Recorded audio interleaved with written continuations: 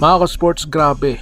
May malupit na balita tayo ngayon. Posibleng EuroLeague kaya at international offers ang dumapo kay Terence Romeo or mas kilala nating TR7. At hindi lang yan, nagsalita na rin si Kai Sotto tungkol sa kanyang injury. At sabi niya, fake injury lang pala. Abangan natin ang buong detalye sa video na ito.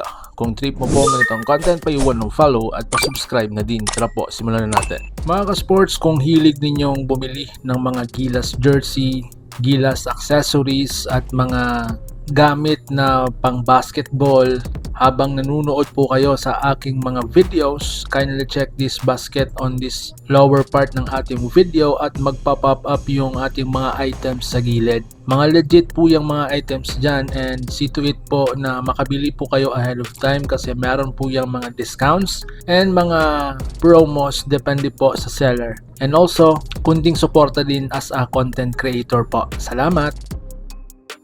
Mga ka-sports, Terence Romeo and European interest. Una sa lahat, bakit nga ba may lumalabas na EuroLeague rumors para kay TR7? Matapos ang kanyang mga kamangamangang performance sa PBA at international competition, napapansin na siya ng mga scouts sa Europe. Imagine ha, Terence Romeo sa EuroLeague kasama ang mga powerhouse clubs sa Spain.